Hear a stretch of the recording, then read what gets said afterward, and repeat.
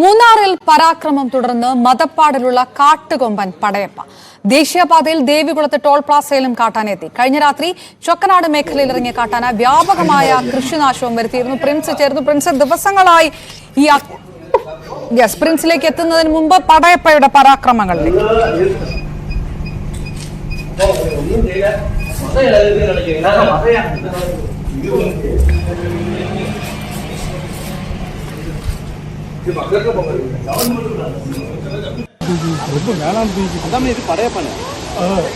ഇതാ പടയപ്പ.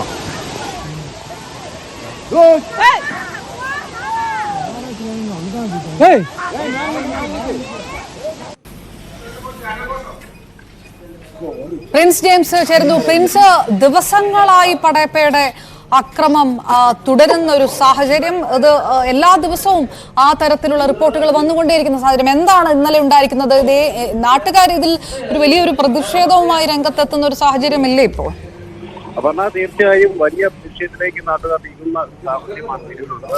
കാലങ്ങളിലൊക്കെ പടയപ്പ മൂന്നാർ മേഖലയിൽ, മൂന്നാറിലും മറയിലുമൊക്കെ പതിവായ ജനവാസ മേഖലയിൽ സാഹചര്യമുണ്ടെങ്കിൽ പോലും വലിയ ആക്രമണകാരിയായിരുന്നില്ല. എന്നാൽ ഏതാനും നാളുകളായി വലിയ ആക്രമണം നടത്തുന്ന സാഹചര്യമാണ് നിലവിലുള്ളത്.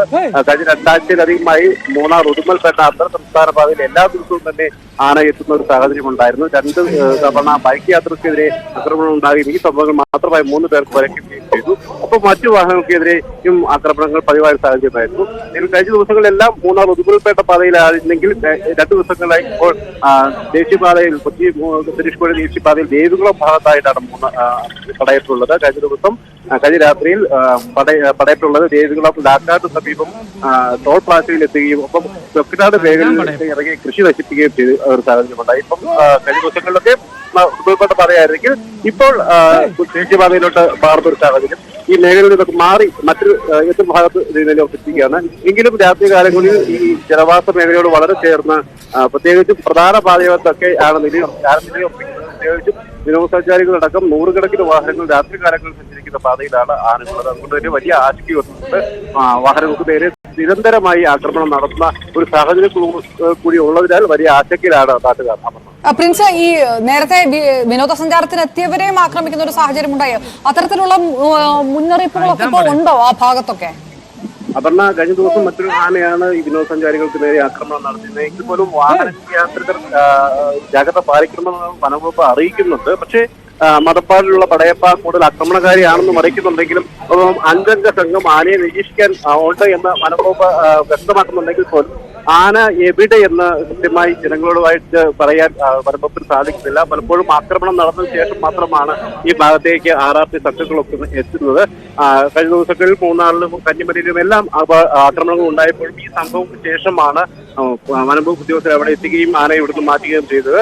ഇതുപോലെ തന്നെയാണ് ദേവികുളം മേഖലയിലും ലാക്കാടിലും ഒക്കെ ആനയുടെ ആക്രമണത്തിന് ശേഷം മാത്രമേ അവിടെ RRT സംഘം എത്തുന്നുള്ളൂ. പക്ഷേ കൃത്യമായി വനംവകുപ്പ് പറയുന്നു 5 സംഘം തുടർച്ചയായി മതപ്പാടിലുള്ള പടയപ്പയെ നിരീക്ഷിക്കുകയാണെന്ന് പറയുന്നു. പക്ഷേ ജനങ്ങളിലേക്ക് ആന എവിടെയെന്നോ ആക്രമണ സാധ്യതയുണ്ടോ എന്നോ ഉള്ള വിവരങ്ങൾ കൈമാറാൻ സാധിക്കുന്നില്ല. അതുപോലെ തന്നെ ജനവാസ മേഖലയിൽ നിന്ന് ഇവയെ തുരത്താനും സാധിക്കുന്നില്ല. അതുകൊണ്ട് തന്നെ ആളുകൾ പറയുന്നത് സ്ഥിരമായി ആക്രമണം നടത്തുന്ന സാഹചര്യത്തിൽ പടയപ്പയെ ഉൾവനത്തിലേക്ക് മാറ്റിയുള്ള നടപടികൾ സ്വീകരിക്കണമെന്നാണ് നാട്ടുകാരുടെ ഒരു ആവശ്യം ഉയർന്നിരിക്കുന്നത്. അപർണ, പ്രിൻസ് ജെയിംസ് വിവരങ്ങൾ നൽകിയിരിക്കുന്നത്.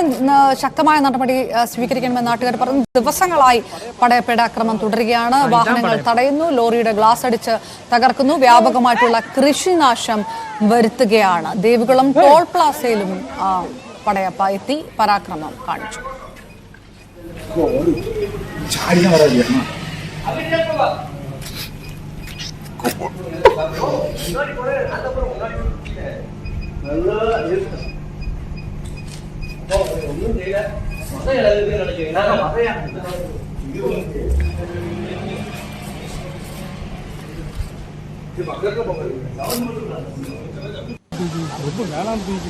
പടയപ്പ